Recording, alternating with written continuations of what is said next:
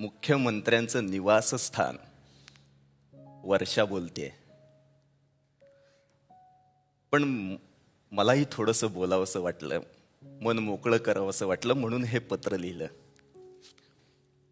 खरं सांगू राणेसाहेब, तुमच्या एवढ्या कमी काळात जेवढ्या धडाडीनं तुम्ही निर्णय घेतले त्याचं आजही कौतुक आहे मला. तुम्ही येणाऱ्या जाणाऱ्या लोकांचे प्रश्न किती तातडीने सोडवायचा हे सुद्धा पाहिलं मी. त्या काळात कुणाला निराश होऊन जाताना कधीच पाहिलं नाही. पण तुम्ही मात्र गेली काही वर्ष जरा निराश असता. लोक माझीच बदनामी करतात की वर्षा राणे साहेबांना हुलकावणी देते. पण तुम्हीच सांगा माझा काय दोष आहे? मी तर वाटच बघते तुमची, पण कुठेतरी काहीतरी चुकतंय हे नक्की. बरीच वर्ष तुमच्याकडे महसूल खातं होतं, जमा खर्च चांगला कळतो तुम्हाला, पण राजकारणात मात्र खर्चाच्या मानाने तुमच्या भोवती चांगली माणसं कमी जमा झाली. तुम्हाला सांगते, सगळ्यांच्या डोक्यात मी असते, अगदी सगळ्यांच्या, पण नाव फक्त तुमच्यावर येतं. तुम्हाला सगळ्यात जास्त चिडवतात माझ्यावरूनच. असो, तुम्ही सारखी सारखी आठवण काढत जाऊ नका बाई माझी. उचक्या लागून बेजार होते मी. शिवसेनेत माननीय बाळासाहेब ठाकरे यांच्या मार्गदर्शनामुळे आणि यांच्या सर्व सहकार्यामुळे मी महाराष्ट्राचा मुख्यमंत्री झालो. नगरसेवक, BST चेअरमन, आमदार, मंत्री आणि मुख्यमंत्री आणि विरोधी पक्ष नेता ही एवढी पदं मला 39 वर्षात मिळाली.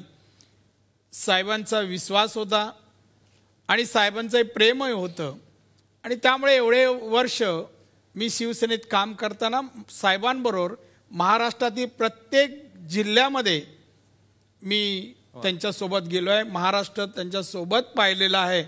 आणि एकंदरीत शिवसेनेत असताना मी जे काही काम आणि कार्य केलं महाराष्ट्रात, मला स्वतःला माझा आत्मविश्वासच की मी महाराष्ट्राच्या जनतेला अभिप्रेत असं काम आणि कार्य मी केलेलं आहे. आणि ह्या सगळ्या नेत्यांच्या मार्गदर्शन प्रेरणेमुळेच मी यशस्वी झालो. वा. कुठेही मी कोणतंही पद, कुठलंही क्षेत्र मी कधी थांबलो नाही, रिझल्ट देत गेलो.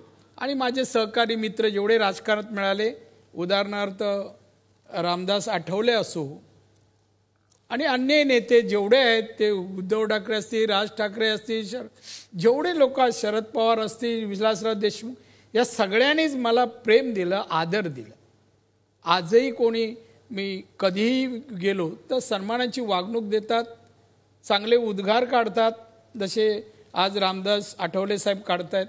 त्यामुळे मी फार समाधानी आहे. राजकारणातही विधिमंडळ तर माझ्यासाठी मी ते गाजवलंच आहे. एक इतिहास निर्माण केला महाराष्ट्र विधिमंडळ इतिहास. त्यामुळे मला सर्वच राजकारण्यांकडून कुठल्याही पक्ष अतिशय चांगला मान सन्मान मिळाला, आणि हे सगळं माननीय बाळासाहेब ठाकरेंमुळे मिळालं असं माझं प्रामाणिक मत आहे.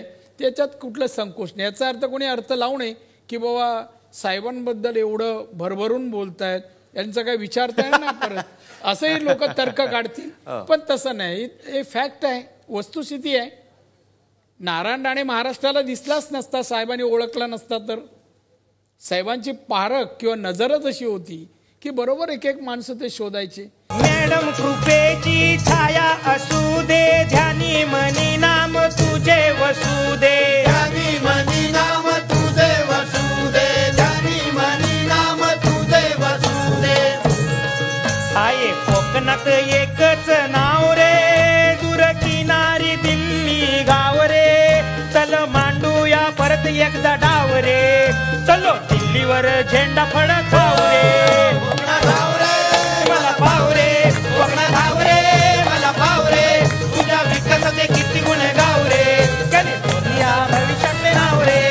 अतिशय छान गाणं बनवलं आणि चांगले गायलेत. त्या सर्वांचं अभिनंदन, धन्यवाद.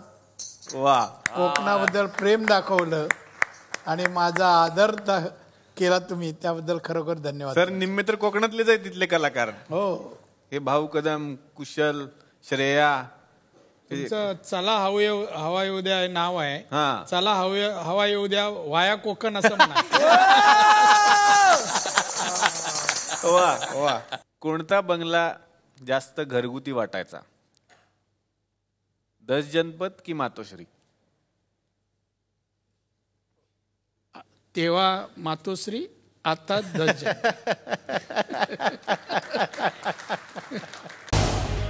झी 24 तास रहा एक पाऊल पुढे.